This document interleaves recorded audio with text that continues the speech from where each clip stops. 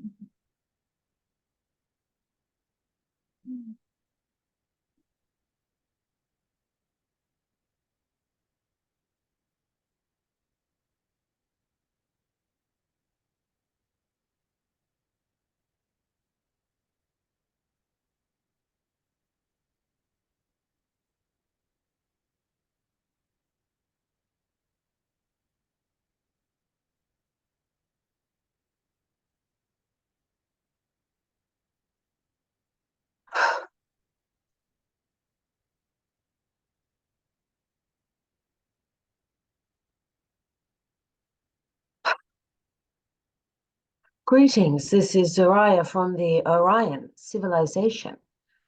We are so pleased that you have gathered here today to listen to a brief transmission on the idea of the Orion Transcendence. We have shared with you already some of the generalities about the Orion Transcendence from darkness to light. You do know already that it was a civilization of, in a sense, advanced technology, not quite like the Greys, but in another sense, there was a matrix that was overlaid with a system of surveillance that was very pervasive.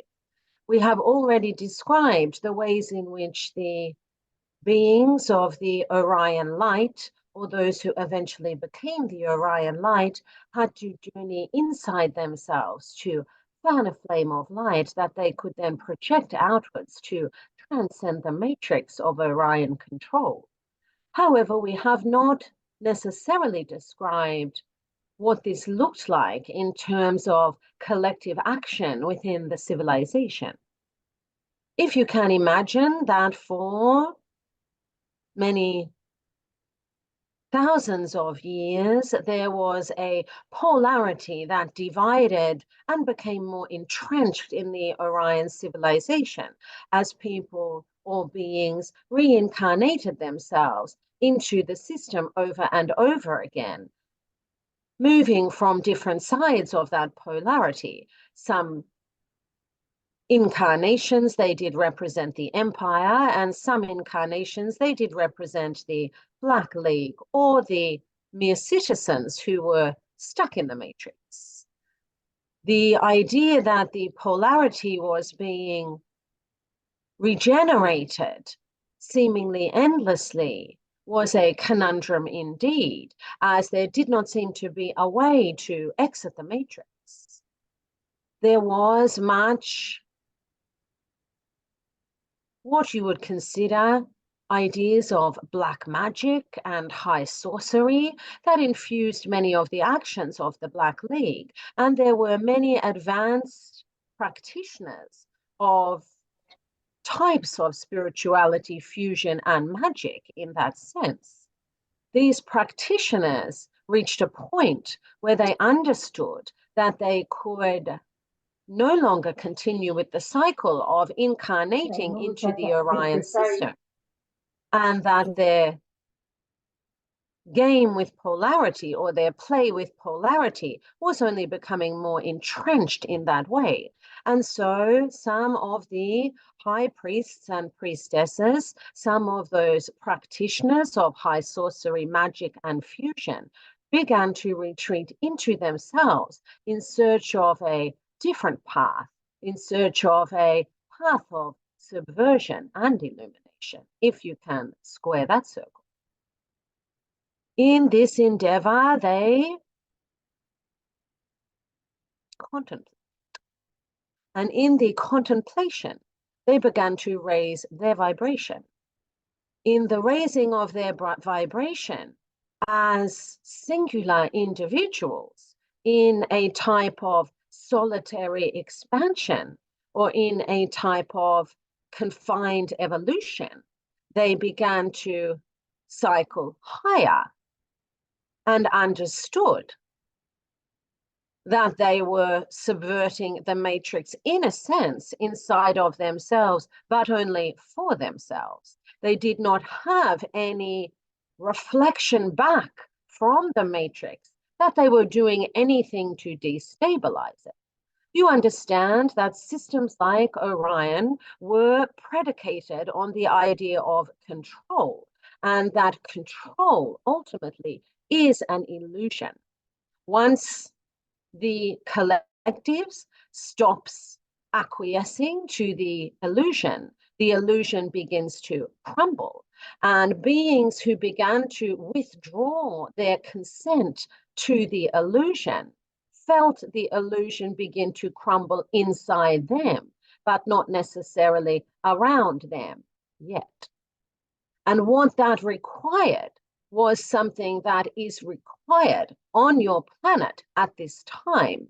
It is the idea that you will need to commence the process of raising your vibration without evidence that it is indeed having the impact that you imagine will free you from your third dimensional reality.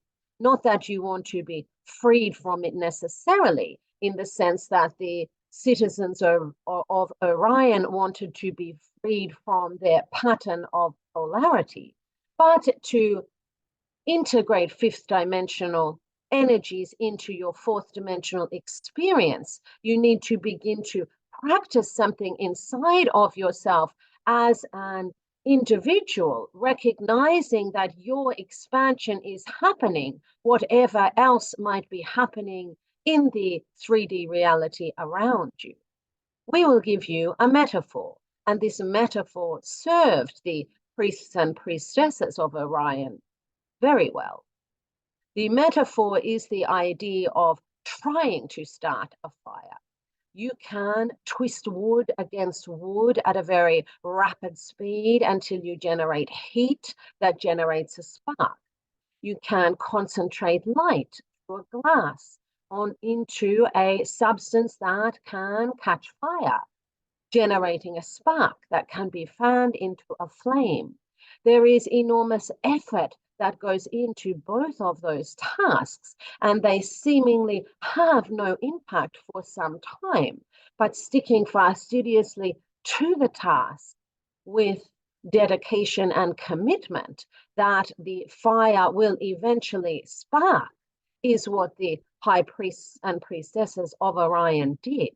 And then after the repetitive turning of the stick of wood onto a piece of wood, so to speak, all of a sudden, spark, flame, fire. And what you have, the properties of fire, is that although it is difficult to start, it catches on very quickly. And the light of fire is what attracts the metaphorical moth to the flame. It attracts the darkness towards it, incinerating it in transcendence and transformation.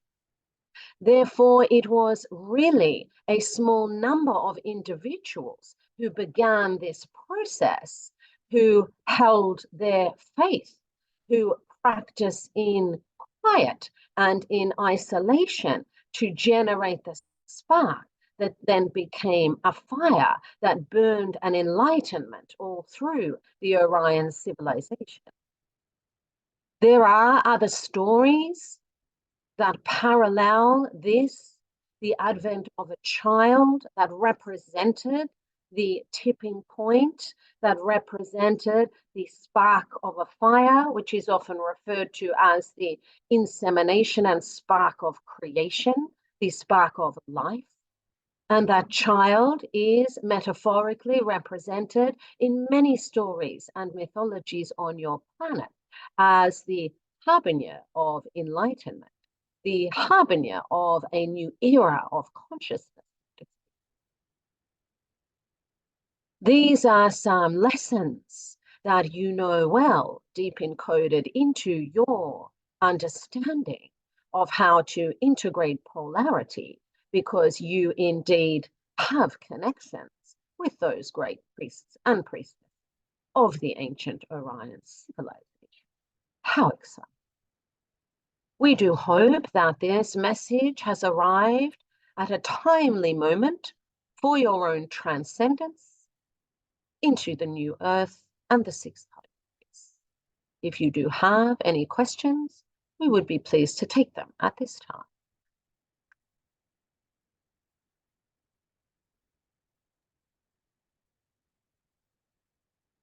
Should I go, Ray? Sure. Okay. So my question today is exactly on point. Yes. So over the last 2 weeks, I've made it a goal or a focus of mine to, starting in the morning, focus on peace, joy, and contentment in my life during the day. And today I had quite a remarkable experience. After feeding all the kids and having a wonderful time around the table talking, I went in and took a nap. And when I woke up from the nap, I was high as a kite. I was just vibrating so hard that I thought I was going to levitate. And I was feeling that peace, joy, and contentment. Yes. And it was luxurious, and it just went on and on. Or I didn't know if I wanted to get up. Yes, indeed. Along those lines with raising the vibration, so I'm curious, does that raise the vibration? And I'm also curious, is there intimacy in the fourth dimension that also raises vibration? Thank you. I'll await your answers. Yes. Well, first we would say that part of the anticipation of the channel in bringing through this energy today was sensing that there has been some vibrational raising activities taking place within the context of the people that she has been sharing this information with. And therefore, there is a certain intoxication in that vibrational raising activity that is not just felt by you. It certainly resonates into the collective. And that can be hard to trust initially, that as you raise your vibration and the powerful experience of that overwhelms you, that of course you resonate that out, you pulse that out, and other beings near and far, other species indeed, plants, trees, animals, also have the effect of your vibrational raising activity. And in a sense, this is what we are describing in terms of the Orion Transcendence, that it can begin slowly. It can be a concentrated effort of raising your vibration that in the initial stages does not seem to have any tangible impact on the quote unquote outside world, even doesn't seem to have much of a tangible impact on your interior world. However, with time and with practice, you start to realize that your physiology is transformed by the vibrational raising activities that you are undertaking, and that they take on their own momentum, like a flame that is fanned into a fire. That is what raising your vibration is in terms of collective consciousness. You spark a light and you fan it, and eventually that catches on like a flame in the web of collective consciousness. And that is why you do have stories on your planet of the description of the 144,000 or a certain cohort of high vibrational beings needed to facilitate a type of ascension or contact or transcendence, because it is a small number of individuals, often recognized as priests, shamans, mystics, and other monks or spiritual practitioners that are doing this work that serves the collective and eventually will reach that tipping point, often represented by some type of physical incarnation, that then moves the collective into a new reality. And that is what is happening now. And we are here to reassure you that your efforts in raising your vibration, whilst it is a great thrill to understand that you are enjoying them, it will even be more thrilling when you understand that the collective is fundamentally and categorically changed by your spiritual endeavor. Does that help?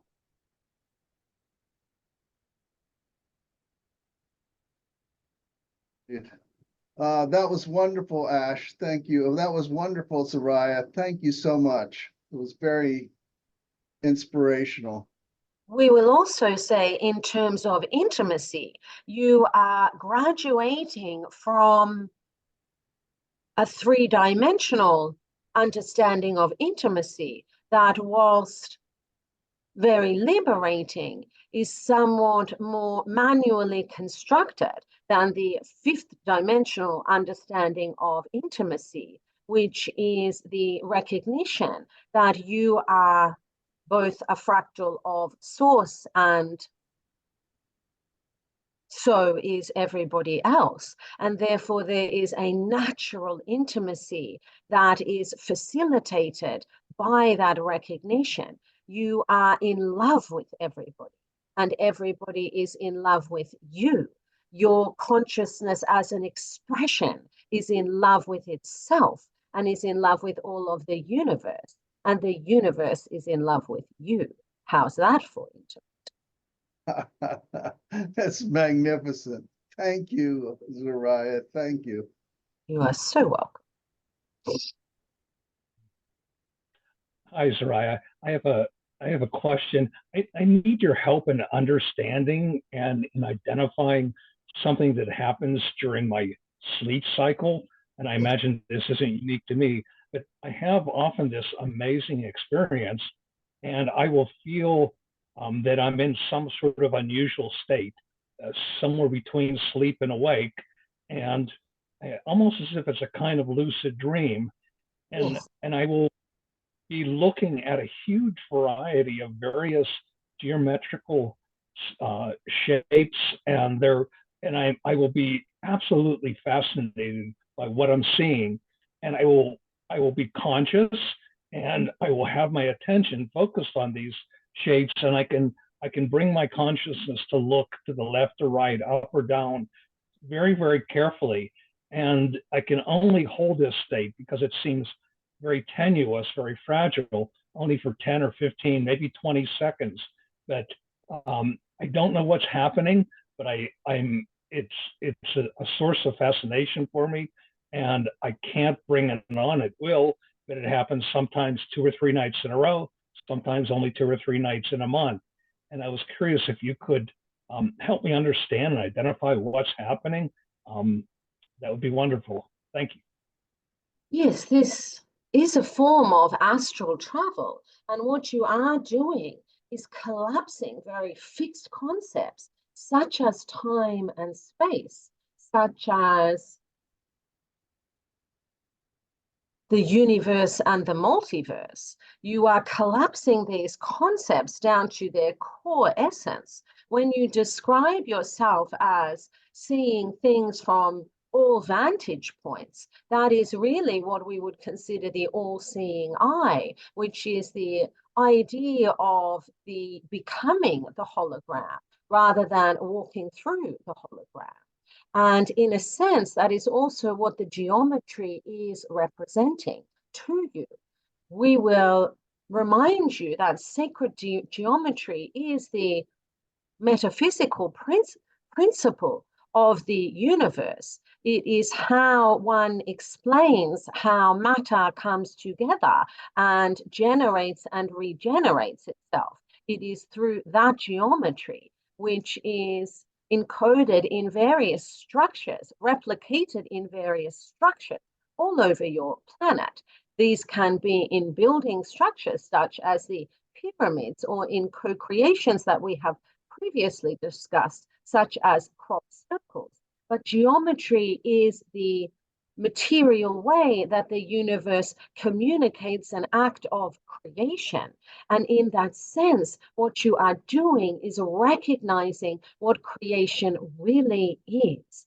As we have described in previous transmissions, the idea that you are moving from the third to the fourth density means that you will release your physical mind's grip on some of the very fundamental ideas that have shaped your reality up until this point. Those ideas being that time is linear and that you are mortal and that there is only one experience that you are having at any given time.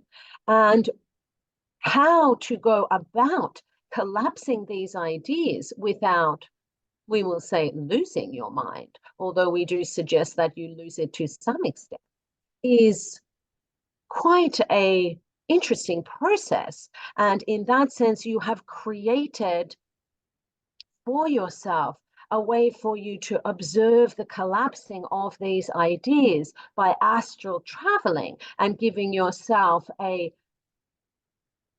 viewing of the true nature of reality that is quite artistic and beautiful, but also very simple in its communication to you.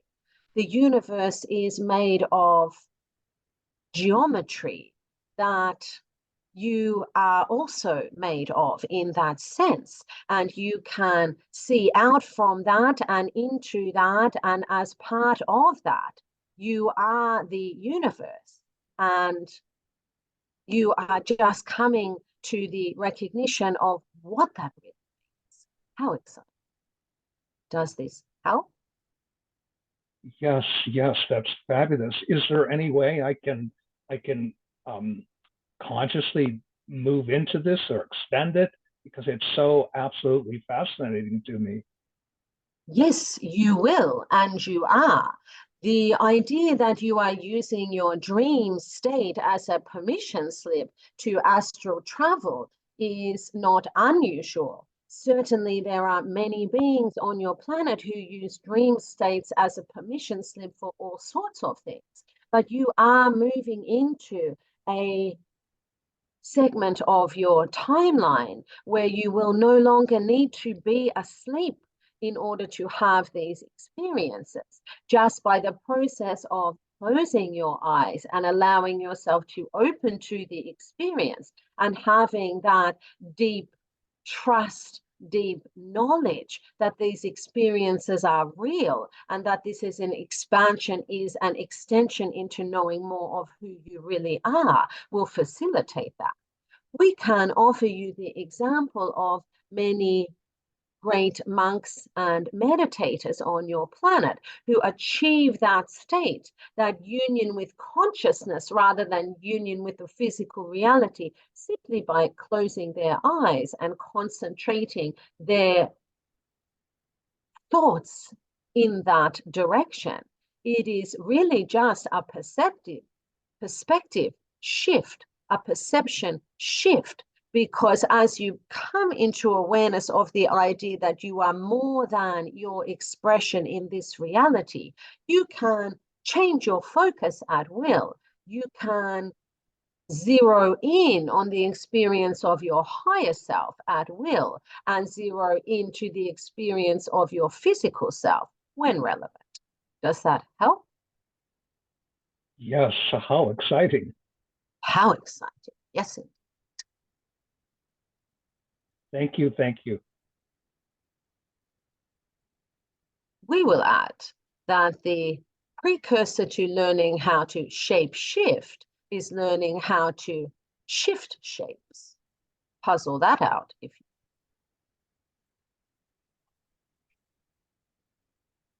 Wow. Hi. Hello. So my question has to do with the mirror of physical reality. Yes. I've noticed that when I want something, and this used to happen unconsciously, very soon after, I won't feel desire. I'll feel the vibration of having it literally. Yes. And then at one point, I'll live that thing. So whatever it may be, I've noticed that pattern.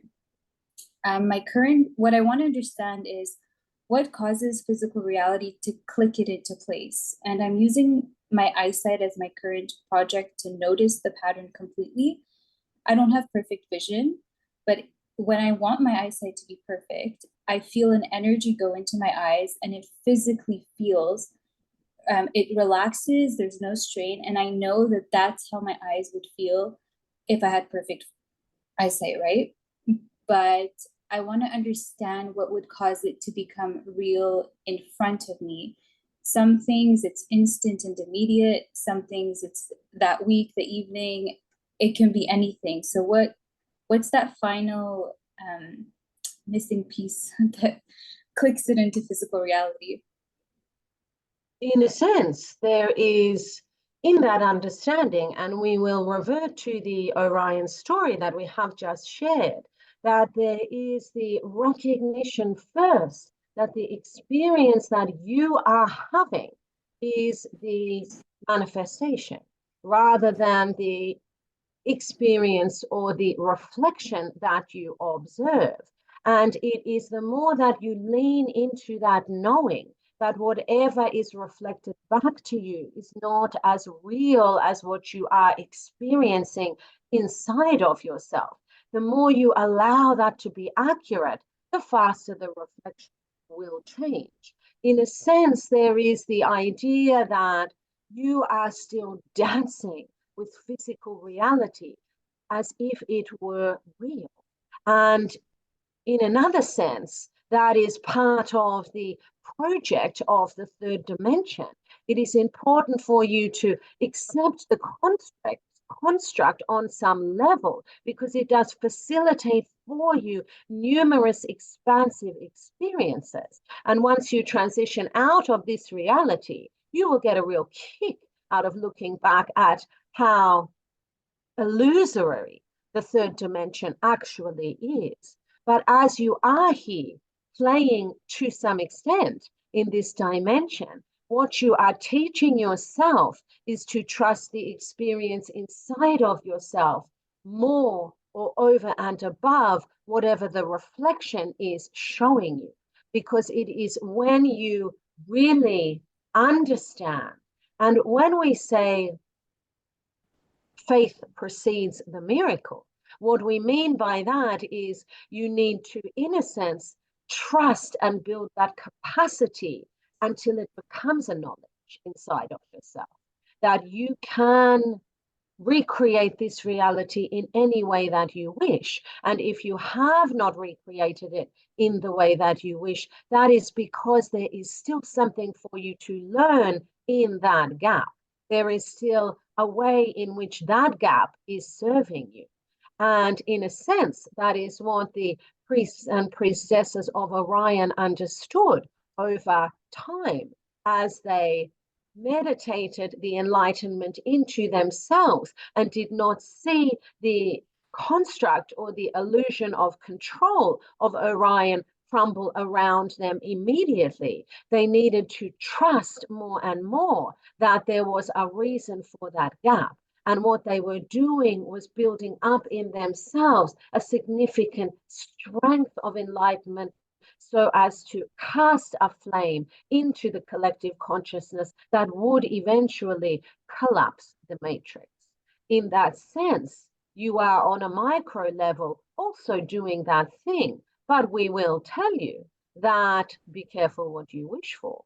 Once you realize that the third dimension is entirely illusory, it may not necessarily serve you to play in it any longer, and you may desire to transition. And we will tell you that as you are still here, there are certainly many games and activities that you could benefit from partaking in on this timeline. Does that help? Yes, it does. Thank you. And it's quite exciting to know that there's still something to be learned in the gap. And yes, the idea that we're going to live a lucid dream while still here is also exciting. So yes, to stay physical and not leave just yet. Thank you. you are so welcome. And we will tell you that often the third dimension is represented somehow as spiritually clunky. We will have you know that you chose to come into the third dimension because the power of the illusion was so strong that the thrill of closing that gap between your knowledge of your higher self and the reflection of the illusion back to your physical mind was so exciting and so expansive. So don't rush it. Yes, thank you. So I have a question about the sacred, some of the sacred frequencies, like 528 is a sacred frequency here on Earth, correct? Because it has special energies, I would say. Is there anything that corresponds like that where you are? Yes, indeed. We did have many of the, we will say, benchmarks of frequency ranges to meet in one sense in order to evolve ourselves out of the illusion of control and into the Orion light. But we were doing it from a place of much deeper darkness, in a sense. We did not have necessarily knowledge that once we reach certain vibrational frequency ranges, we would be able to access certain capabilities. It was much more a fumbling around in the dark.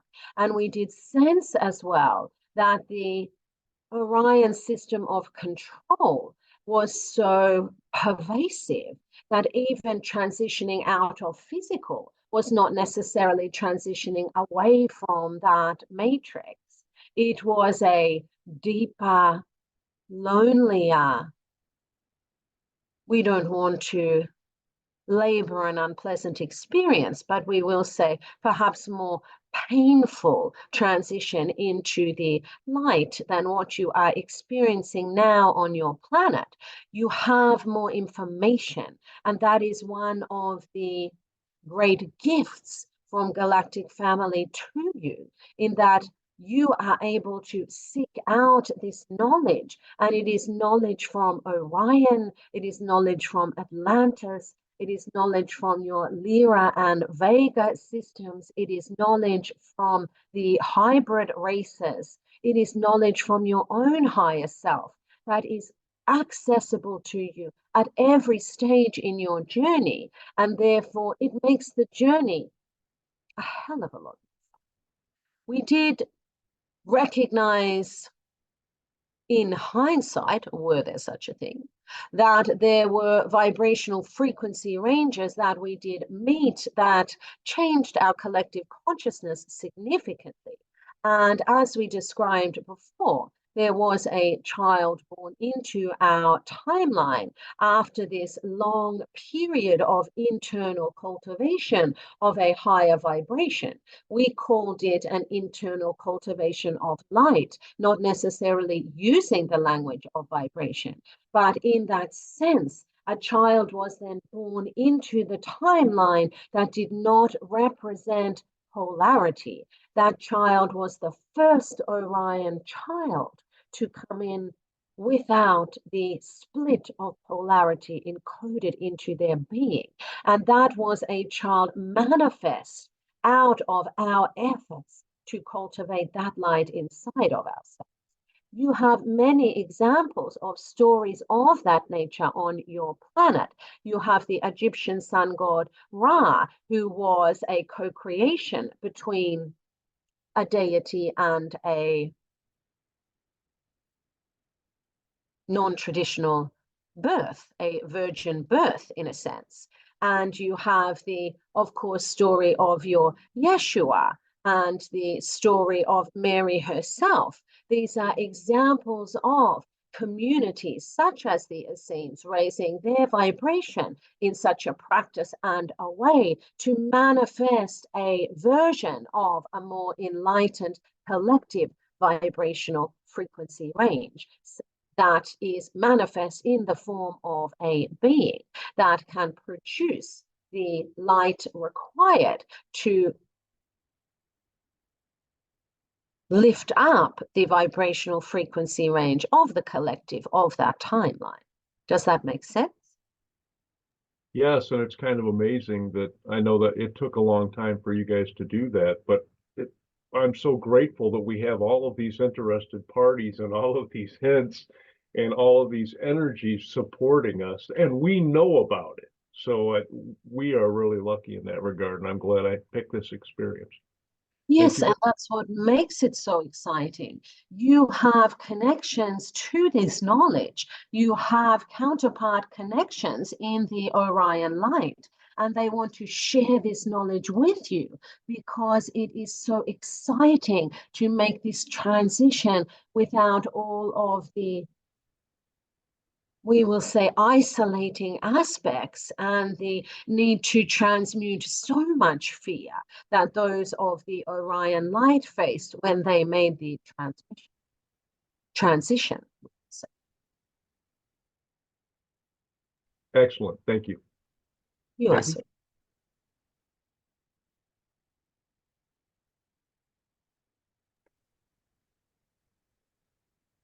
Jackie?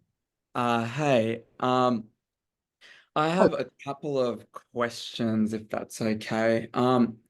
My first one was, so the other night, or about a week or so ago, I was meditating and I was connecting with some natural kind of like land elements and things like that. And I was working on some of my cryptic abilities through that. And as I was doing so, I felt this energy, it felt very feminine, come from the cosmos down into my body. And initially, I had a bit of an aversion to it, and I actually asked it to leave, and it wasn't anything that felt that it was like lower vibrational, but it was just irritating me. It irritated my system. And then the following day I called that energy in again, and I asked for it to just kind of present itself. And I asked for it to confirm whether it was benevolent or not. And it confirmed that it was working, for my highest good. But I was wondering if you know where this light comes from. It feels like it comes from way, way, way, way deep into the cosmos, but I'm not sure who that guide is or what that kind of the nature of them coming to visit me now represents and what that working relationship is. Yes. One moment. We are trying not to laugh.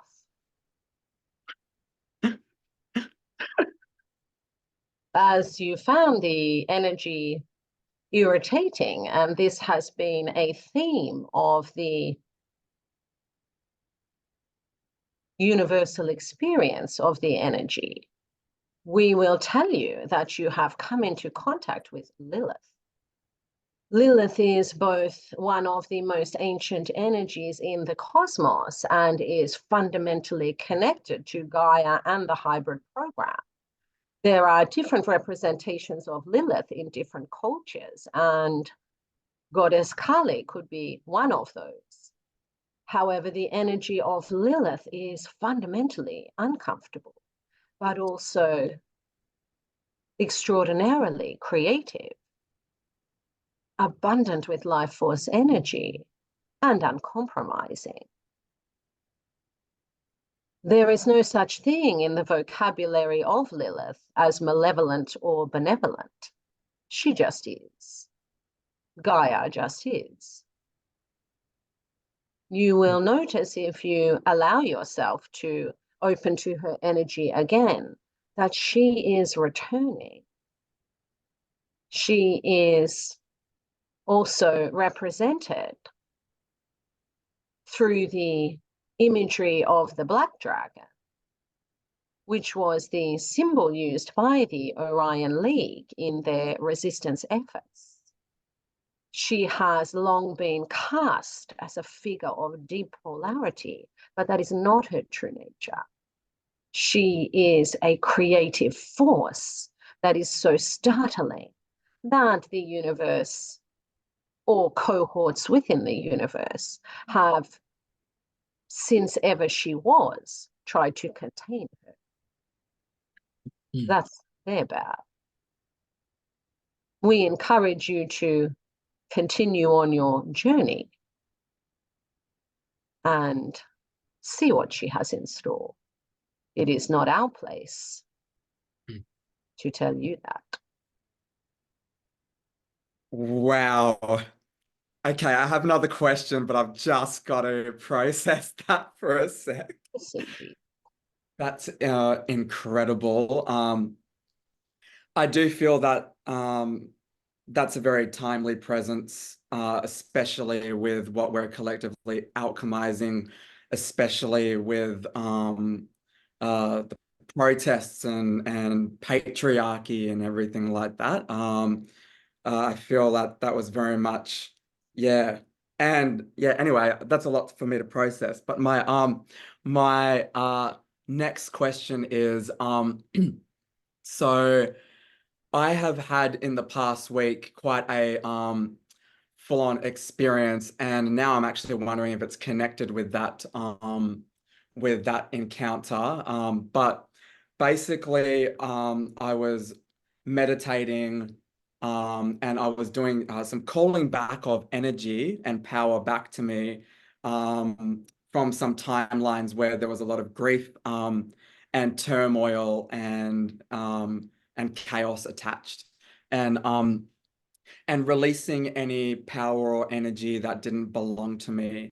And during this process, an injury that I had been nursing for many years started to move by itself.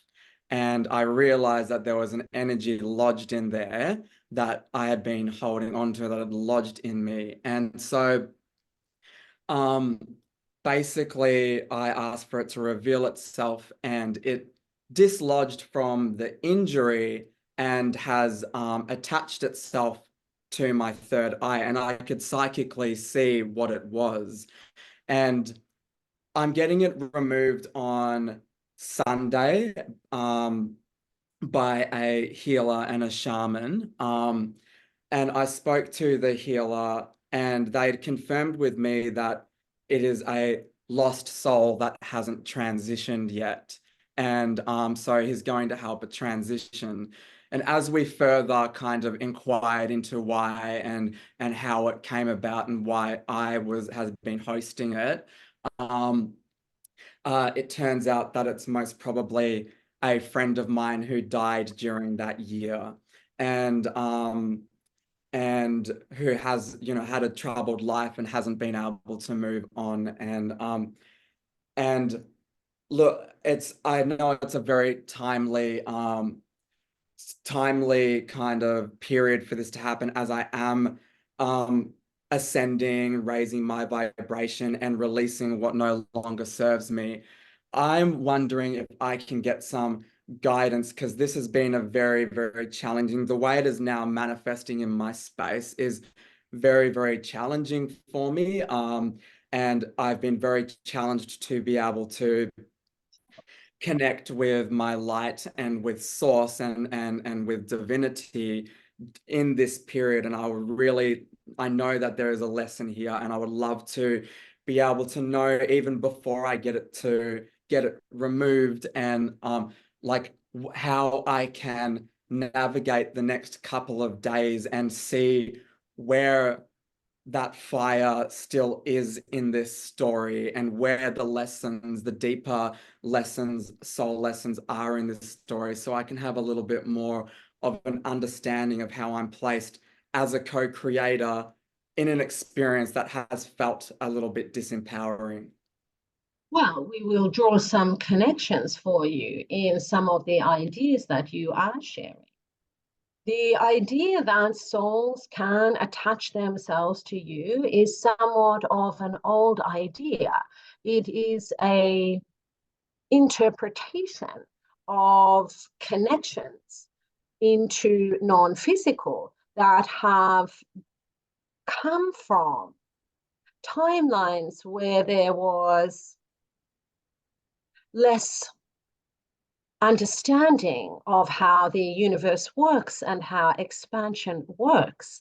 And what you are doing is dislodging those ideas. You are dislodging yourself from the third dimensional ideas as you move into the fourth dimension and into more fifth dimensional ideas. We will tell you that every soul is sovereign, that every soul has expansive free will on their path, and that every soul is impenetrable in the sense that nothing can attach itself to you that can ever disempower you in any way. Having said that, the calling in of Lilith is to help you really understand this idea, because in many senses, there have been narratives that have cast themselves upon her quite erroneously. They have understood her to be something, which in fact she is not. And she is coming to show you that things are not as they seem, that the true nature of reality is different from what you may have thought it to be, that you are a fully empowered being, as is any person who you have known in your timeline who has transitioned from physical reality. We understand that there are many shamanic practices that work with non-physical, and in a sense, these are remnants of the connections to Lemuria and connections to Atlantis, and in the fall of those civilizations, those teachings were encoded in various schools of thought, those being shamanism in some extent, to some extent, different mysticisms, and different indigenous practices, and of course, other types of magic.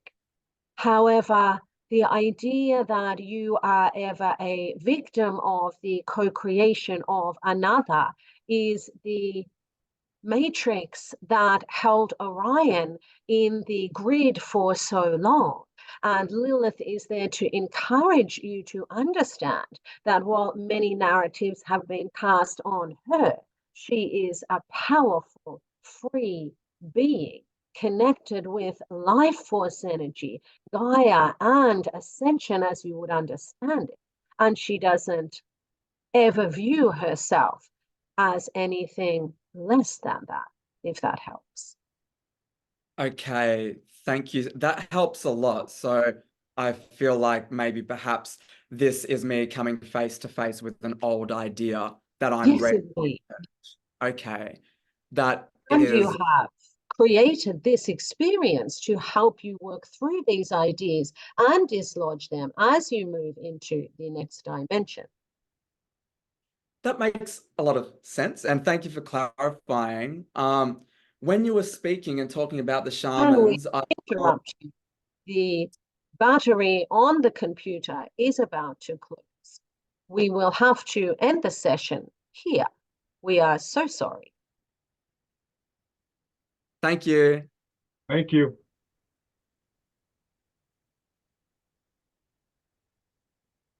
Guys, I'm so sorry. I heard the ping of the battery. It's right. It's about what time is it? It hasn't. I mustn't have plugged it in or It's something. 10 till 9 on my time, not your time. Sorry, 10. guys. Look, here it is. It was a normal session length, I think. Oh, was it? I Yeah. just, as soon 50 as I heard minutes. that ping, I'm like, it's going to cut out in a minute. Sorry. I think I can try to go back in if people still had questions, but We can save them for next time. save them for next time. It's always up to you, Ash. I mean, come on, whatever. Yeah. Yeah. I think maybe because that was, I just got a bit discombobulated with that beeping. I might leave it for next time. Is that okay? Sure. Yeah. Yes. Yeah. This session was quite remarkable enough in itself to keep us busy for quite a while. Hey, the answer to Jackie was, I can't wait to hear that one again in the video. Yeah, oh, Julia, it was so crazy. I felt as soon as Jackie started talking, I felt the energy of it was so strong. And Lilith has been a passion of mine, to try to understand, so that's amazing that I felt like through Jackie, I got her energy like coming in, and it was different to what I thought. Yeah, What as a soon as you said Lilith, I got a jolt, and it's like, oh my, Yeah, this is amazing. I know she's full on energy. Yeah. Maybe that's why I was feeling all nervous this morning. Oh, yeah. You know, it's like when she came in, when I felt it was like I saw black, so I didn't see light, but it didn't feel anything. So I didn't feel like it was something that I had to be discerning about, like, well, obviously, yeah. And then the next time she came, she was bright. So she's working with these two things with me, and oh my gosh, when Zariyah said that and said that they were laughing, it's just like. It's just because as soon as you started talking, I feel like she was there, and I was just like, "Whoa, hello!" Yeah. Like, and it's funny because Journaling this. I had a Yeah. yellow top on, and I was feeling just not like anxious, but just like a lot of energy, And then I was like, "Go and change your top," and then I put the black top on, and I was like, "Okay, that's better." So I thought it was to do with Orion, but maybe it was to do with Lilith. Yeah. Wow. Anyway, thanks, guys. I'm so sorry about that. I just will have to. I'm definitely getting new technology in the next 6 months. I know the energy of your draining battery, I think, went into each of us. So, Oh, great. sorry. Oh, I know. It just did the ping, and I know this computer doesn't have a long life after that ping, like it is pretty fast that it just powers down. And so I was just like, oh, it's going to be terrible. I heard the ping, and I was like, it's like someone presses those emergency exit buttons or something. I was just like, Well, it's wonderful you found it so quickly, and then you could have this chat afterwards because this is so it's just nice. on the side. Oh, well, thanks so much, guys. Thanks so much for coming. And I feel so much better. Yeah. Have a lovely day, and I'll see you soon. We'll see Jenny in a few minutes. Okay. Good night.